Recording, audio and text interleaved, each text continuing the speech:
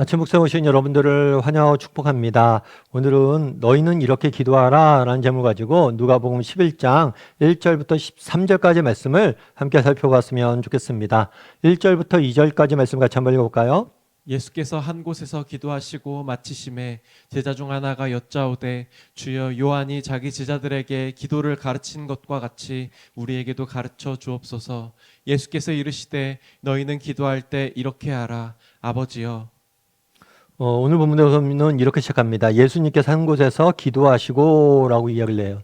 그래서 우리가 예수님 누가복음을 보고 예수님의 복음서를 보다 보면 예수님께서 수시로 하나님 앞에 나아가 기도하는 모습들을 보게 됩니다. 때로는 밤늦은 시간에, 때로는 이른 새벽에 항상 이렇게 기도하고 특별히 분주할수록 더 하나님께 가까이 나아가서 기도하는 모습들을 보게 돼요. 그럼 왜 예수님께서 이렇게 기도하셨을까요?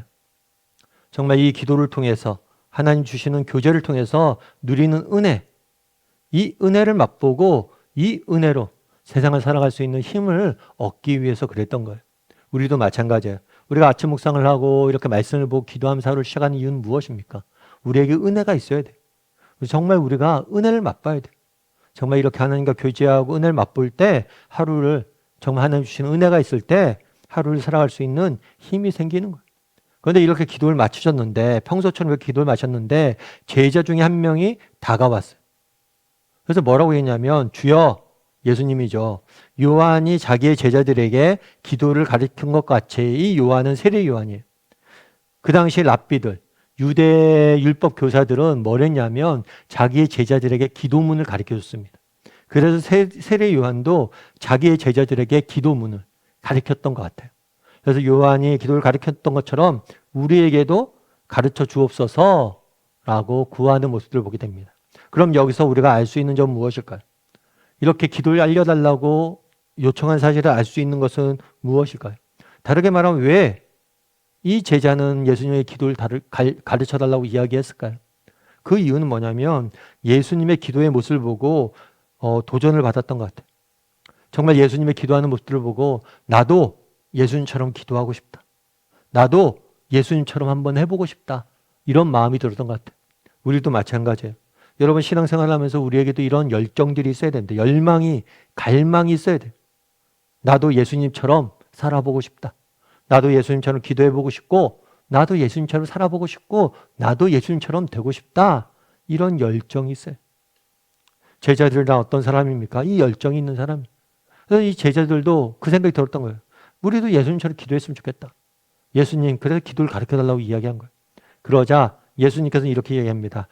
기도할 때 이렇게 기도하라 라고 이야기하면서 우리가 알고 있는 주기도문을 가르쳐줘요. 근데 주기도문을 시작할 때 뭐라고 시작하냐면 아버지여 라고 이야기를 합니다. 누가복음에서는 아버지여 라고 이야기하는데 마태복음에서는 이렇게 돼 있죠. 하늘에 계신 우리 아버지여. 하늘에 계신 우리 아버지여 라고 기도하라고 알려져 있어요. 세상의 모든 종교에는 기도라는 형식이 있습니다. 그래서 모든 종교에는 기도라는 형식이 있어요. 심지어 무종교인 사람도, 무신론을 믿는 사람들도 뭘 해요? 기도할 때가 있어요. 그래서 모든 종교에는 기도라는 형식이 있습니다. 그렇다면 세상이 말하는 기도와 우리가 말하는 기도의 근본적인 차이는 어디에 있을까요? 무엇이 다를까요? 가장 근본적인 차이는 뭐냐면 대상에 있어요. 대상. 그들이 알지 못하는 대상에 그들이 비인격적인 존재를 향해서 기도한다면 우리가 기도하는 대상은 누구예요? 지금도 살아계시는 하나님. 지금도 살아계셔서 이 모든 것을 다스리는 하나님이 우리의 기도의 대상이. 뿐만 아니라 그 하나님께 우리와 어떤 관계를 맺고 있어요? 아버지와 아들과의 관계를 맺고 있다는 것. 이것이 무엇보다도 정말 기도의 가장 중요한 요소예요. 우리가 기도하시는 분이 누구십니까? 우리가 기도하시는 분은 하늘에 계신, 살아계신 이 세상 모든 만물을 창조하시고 다스리시는 하나님이세요. 전능자세요. 뿐만 아니라 그분이 누구예요? 우리의 아버지 되세요. 그럼 여러분들은 어떻습니까?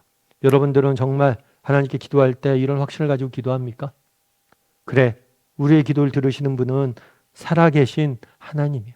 이 세상 모든 만물을 창조하시고 다스리시는 전능자 되셔. 뿐만 아니라 그분이 나의 아버지 되셔. 그럼 왜 그분이 아버지 되신다는 사실을 강조할까요? 그분이 아버지, 하나님 우리의 아버지 되신다는 사실에서 우리가 알 수 있는 건 무엇일까요? 하나님이 우리의 아버지가 되셨다는 사실은 굉장히 많은 의미를 내포하고 있습니다. 그런데 그 중에 하나, 예수님의 비유를 통해서 알려주신 게 있어요. 그건 뭐냐면 11절부터 13절까지 말씀을 같이 한번 읽어볼까요? 너희 중에 아버지 된 자로서 누가 아들이 생선을 달라 하는데 생선 대신에 뱀을 주며 알을 달라 하는데 전갈을 주겠느냐? 너희가 악할지라도 좋은 것을 자식에게 줄 줄 알거든 하물며 너희 하늘 아버지께서 구하는 자에게 성령을 주시지 않겠느냐 하시니라. 예, 뭐라고 하냐면 너희가 악한 자라도 좋은 것을 자식에게 주시 알거든 하늘에 계신 아버지께서도 구하는 자에게 성령을 주시지 않겠냐. 성령이 우리에게 임하신다면 그것보다 더 좋은 건 없겠죠. 모든 우리의 기도가 다 응답되는 거겠죠. 그래서 무슨 얘기를 하냐면 악한 자라도 자녀에게 뭘 줄 줄 알아요? 좋은 것을 줄 줄 알잖아요. 자녀가 생선을 달라는데 뱀을 주는 사람 없고 자녀가 계란을 달라고 하는데 전갈을 주는 사람 없다. 악한 자라도 좋은 것을 자식에게 줄 줄 알거든 하물며 하늘에 계신 너희 아버지께서. 왜 아버지임을 강조합니까? 여러 가지 이유가 있겠지만 그 중에 하나는 뭐냐면 좋은 것을 주실 거란 거예요. 우리 하나님은 누구십니까? 우리에게 좋은 것을 주시는 아버지 되심을 알려주기 위함입니다. 우리 하나님은 살아서 역사하시는 전능자세요. 뿐만 아니라 우리 아버지 되시기 때문에 우리에게 가장 좋은 것으로 우리 인생을 채워주실 것이다. 이 부분에 대해서 네가 확신해라 라고 말하는 것. 정말 이 사실에 대해서 우리가 확신했으면 좋겠습니다. 때로는 이 땅을 살다 보면 정말 하나님의 기도응답이 더디 느껴질 때도 있고 하나님께서 우리의 기도를 들으시나 막막하게 느껴질 때도 있어요. 그럴 때라도 우리가 기억할 것이 있어요. 그건 뭐예요? 우리의 기도를 들으시는 분은 나의 아버지 되시다. 지금 당장은 우리가 다 알 수 없지만 마침내 아버지께서 가장 좋은 것으로 우리 기도에 응답하실 것이다.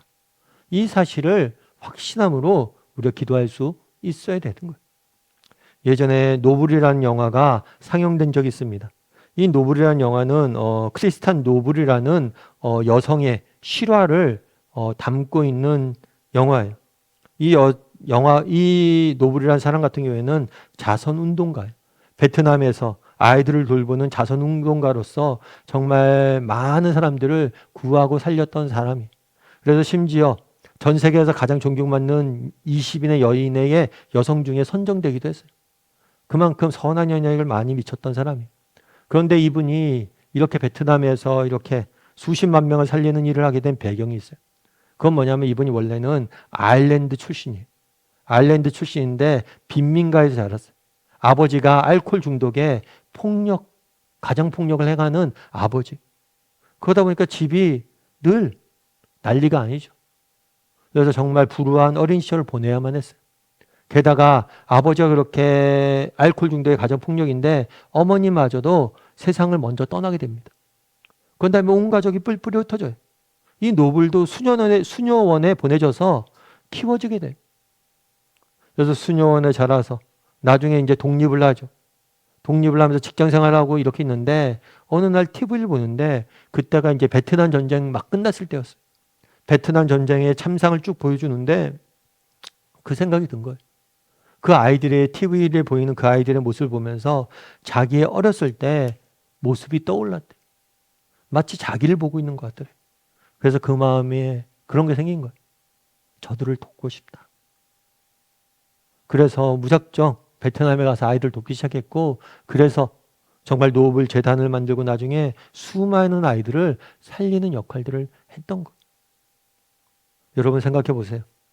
정말 빈민가에 태어나서 정말 아버지는 가정폭력에 알코올 중독에 쩔어 있고 어머니마저도 세상이 떨어져 있고 떠나버리고 얼마나 고통스러운 현실이에요. 어쩌면 하나님이 자신의 인생을 외면했다 느낄 수도 있겠죠. 하지만 그렇지 않아요.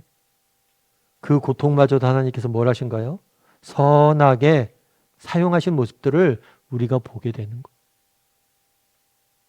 오늘 성경에 뭐라고 이야기합니까? 아버지에게 기도해라. 아버지는 누굽니까?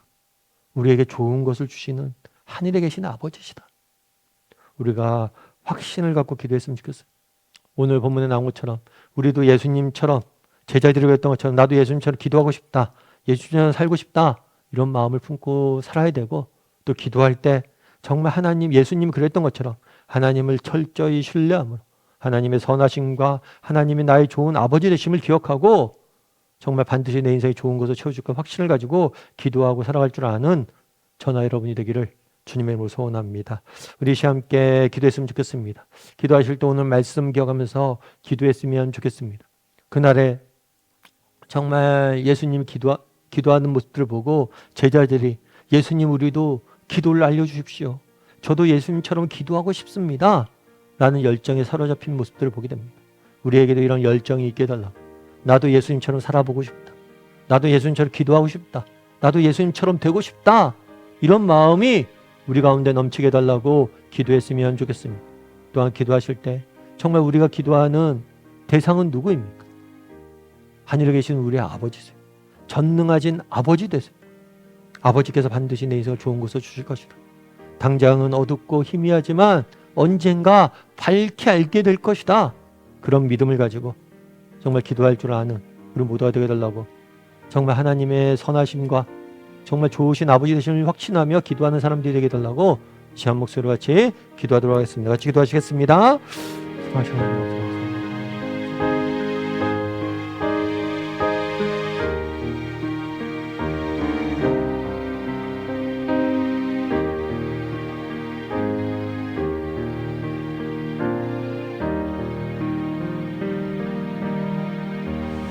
사랑의 하나님, 그날의 제자들이 예수님의 기도를 가르쳐달라고 이야기합니다. 나도 예수님처럼 기도하고 싶다라는 열망에 사로잡힌 모습들을 보게 됩니다. 우리도 정말 이런 열망들 갖게 도와주시옵소서. 나도 예수님처럼 살아보고 싶다. 나도 예수님처럼 기도해보고 싶다. 나도 예수님처럼 정말 하나님과 동행하고 싶다. 이런 마음을 가지고 예수님이 걸어가셨던 길을 따라갈 줄 아는 우리 모두가 될 수 있도록 주여 은혜를 더하여 주시옵소서. 우리도 예수님처럼 기도하기 원합니다. 무엇보다도 정말 하나님이 하늘에 계신 아버지 되심을 기억하고 아버지 되신 하나님께서 반드시 좋은 것으로 응답하실 것임을 확신하고 날마다 나아가 기도할 줄 아는 믿음의 사람이 될 수 있도록 우리 모두를 지켜주시옵소서. 아버지 하나님, 오늘 하루도 하나님 앞에 올려드립니다. 때로는 희미하고 때로는 다 알 수 없지만 하나님께서 모든 것을 협력하여 선을 이루심을 믿고 나아가 날마다 기도할 줄 아는 우리 모두가 될 수 있도록 주여 붙잡아 주시옵소서. 은혜 감사드리며 모든 말씀 예수님의 이름으로 기도드립니다. 아멘.